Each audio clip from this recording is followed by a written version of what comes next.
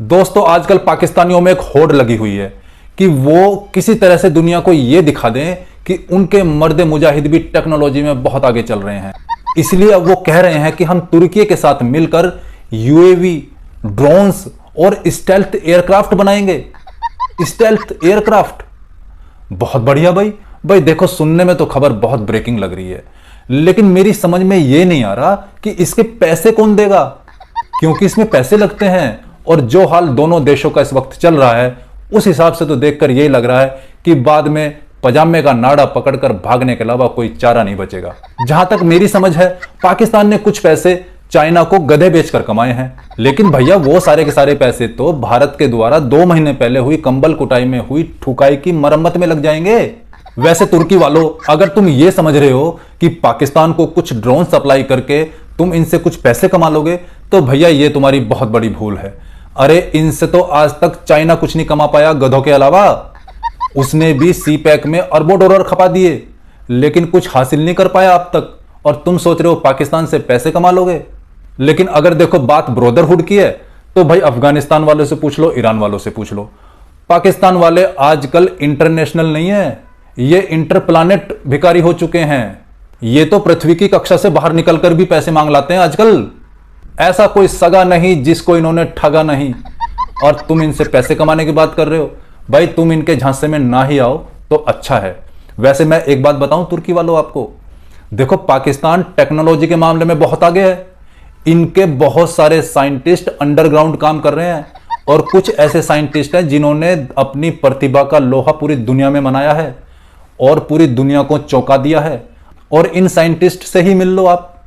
इनका कहना यह है कि इनके इस विमान में ईंधन की खपत नहीं होती है। अब बस एक छोटी सी कमी रह रही है कि इसमें स्टेल्थ कैपेबिलिटी और इनको ऐड करनी है, और उसके बाद बल्ले बल्ले। तो तुर्की वालों ये बताओ कि इसमें तुम्हारा क्या काम रह जाएगा। ये तो सारी टेक्नोलॉजी अपने घर में ही बनाए बैठे हैं। भाई ये तो तुमसे हाथ सिर्फ इसलिए मिला रहे हैं ताकि तुमसे थोड़ा सा पैसा कमा सकें।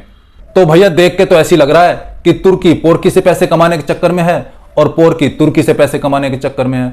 दोनों एक दूसरे के चक्कर में है। तू मेरी कमर खुजा, मैं तेरी कमर खुजाता हूं। मुझे याद आ रहा है कि तुर्की और पोर्की मिलके पहले भी एक जॉइंट ऑपरेशन करने की बात कर चुके हैं, जिसमें इन्होंने पाकिस्तान के समुद्र में जाकर गैस और तेल ढूंढने की बात करी थी। अब एक दूसरे को तेल लगाकर इन्होंने क्या ही किया मुझे उसका नहीं पता, लेकिन ऐसा लग रहा है सिर्फ गैस ही निकाली है। देखो मेरी सलाह यह है तुर्की वालों, तुम इन पाकिस्तानियों के चक्कर में ना ही पड़ो तो अच्छी बात है। वैसे भी तुम्हारे ड्रोन का नाम कान है, और ऑपरेशन सिंदूर में इंडियन एयरफोर्स कान के नीचे पहले ही बजा चुकी है। और अगर तुम ये तुर्की पोर की फैसिलिटी क्रिएट करते हो, तो भैया इंडियन एयरफोर्स को भी टारगेट प्रैक्टिस के लिए कुछ ना कुछ तो चाहिए ही। तुम बस अपनी लोकेशन बता देना, हम अपनी ब्रह्मोस फ्री में लैंड करा देंगे वहां पे। क्योंकि देखो भारतीयों का दिल बहुत बड़ा है, हम सेवा में कोई कंजूसी नहीं बरतते। देखो तुर्की वालों, हमने तो तुम्हारी मदद तब भी की थी जब तुर्की में भूकंप आया था, वहां भी हमने कोई कंजूसी नहीं दिखाई थी। दवाई, पानी, खाना पहुंचाने वाले सबसे पहले इंडियंस ही थे वहां पे। लेकिन तुमने अपनी फितरत और अपनी तरबियत के हिसाब से काम किया, तुमने पाकिस्तान को सपोर्ट किया, तो कोई बात नहीं है। भाई देखो आप इनकी सपोर्ट करो, आप इनके यूएवी बनवाओ, आप इनके ड्रोन्स बनवाओ, आप इनके स्टेल्थ एयरक्राफ्ट बनवाओ, कोई दिक्कत नहीं है। देखो हमारी सेवा में कोई कंजूसी नहीं बरती जाएगी। आप बस अपने कोऑर्डिनेट्स बताते रहना, हम अपनी सप्लाई वहां तक पहुंचा देंगे। क्योंकि भैया हम तो कभी किसी की सेवा में पीछे रहते नहीं हैं। Thank you so much.